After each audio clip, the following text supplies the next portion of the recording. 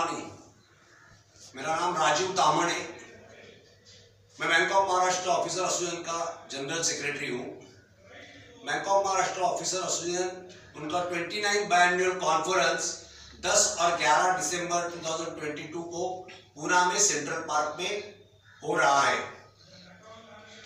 Pandemic की वजह से 2 साल लेट हुआ, 4 सालों के बाद ये कॉन्फ्रेंस हो रहा है।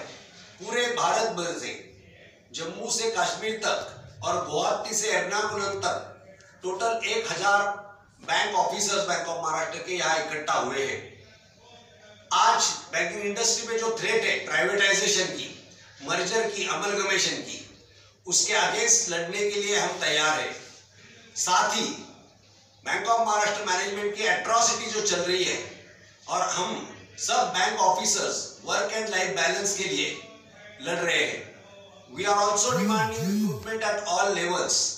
सब स्टाफ, पीटीएस, क्लर्क और ऑफिसर्स की रिक्रूटमेंट के लिए हम झड़ रहे हैं, क्योंकि बैंक मैनेजमेंट ज्यादा प्रेशर डाल रही है सभी के ऊपर। टारगेट जो दे रहे हैं वो फिजिबल टारगेट्स नहीं है।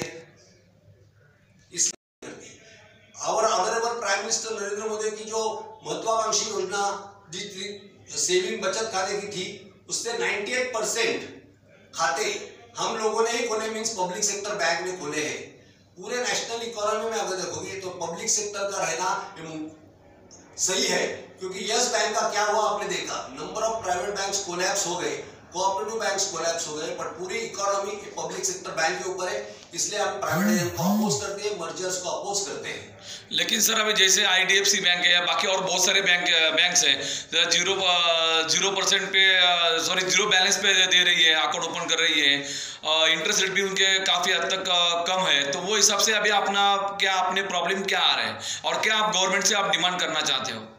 नेशनलाइज बैंक का रिक्रूटमेंट जो हिस्सा है, मेन हमारा जो डिमांड है, मैं आपको बताता हूँ। आपने कहा ICICI बैंक जो नंबर 1 प्राइवेट बैंक है, उनका बिजनेस, उनके number of customer approximately 3 crore है और उनकी स्टाफ स्ट्रेंथ 88,000 है। और विजाविस बैंक ऑफ महाराष्ट्र का भी कस्टमर बेस 3 करोड़ है। और हमारी रिक्रूटमेंट जो है, हमारी एम्प्लॉयमेंट है, वो सिर्फ एम्प्लॉयज 22,000 भी नहीं, 13,000 ही है। इतना सारा डिफरेंस है। और प्राइवेट बैंक के हिडन चार्जेस होते हैं, हमारे कोई भी बैंक के हिडन चार्जेस नहीं होते हैं। प्राइवेट बैंक कस्टमर को अट्रैक्ट करने के लिए जीरो बैलेंस बता देती है, बाद में उनके सब चार्जेस चालू होते हैं और आहिस्ता आहिस्ता जो हमारे कस्टमर प्राइवेट बैंक में गए वो वापस आना पब्लिक सेक्टर में चालू हो गया है।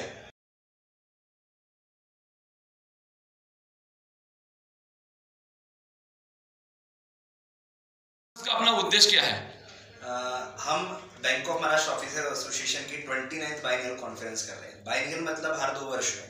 हम हर 2 वर्ष में पूरे भारत से हमारे जो भी ऑफिसर साथी हैं बैंक ऑफ महाराष्ट्र में काम करने वाले, वो इकट्ठा होते हैं और जो हमने 2 सालों में चैलेंजेस फेस करे और ऐसा ऑफिसर्स किसकी क्या दिक्कतें हैं वो हम इस कॉन्फ्रेंस में डिस्कस करते हैं। और अगले 2 सालों में हम अपने प्रतिनिधियों का चुनाव करते हैं इस कॉन्फ्रेंस में इकट्ठा होकर। हमारे जो प्रतिनिधि हमारी बात मैनेजमेंट के सामने रखते हैं और ऑफिसर्स जितने ये कॉन्फ्रेंस में हम चुनाव करते हैं। हमारे बहुत खुशी की बात है, 1000 हमारे साथी पूरे अक्रॉस इंडिया आए हैं और एडवोकेट प्रशांत भूषण जो RTI एक्टिविस्ट, जिसने RTI का एक रेवोल्यूशन लाया, वो हमारे इस कॉन्फ्रेंस के उद्घाटन करता थे, इनॉग्रेटर थे। और पूरे भारत से सभी ऑफिसर्स ने और इसमें बढ़ चढ़ कर हिस्सा लिया है और हमारी कॉन्फ्रेंस एक बहुत सक्सेसफुल कॉन्फ्रेंस ये साबित हुई। जी को बुलाया था, एडवोकेट जी थे, तो उनको कॉन्फ्रेंस में बुलाने का आपका उद्देश्य क्या था?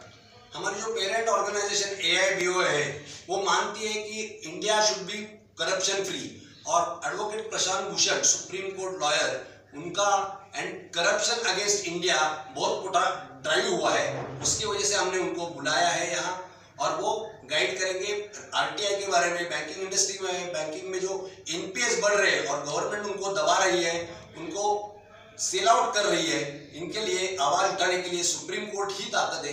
इनके लिए हमने सुप्रीम कोर्ट के जाने माने लॉयर प्रशांत भूषण जी को बोला था। उनके साथ में हमारे general secretary S Nagarajan AIBO के आए थे, कॉमरेड देवीदास तुलजापुरकर महाराष्ट्र फेडरेशन की भी ने हमें गाइड किया है।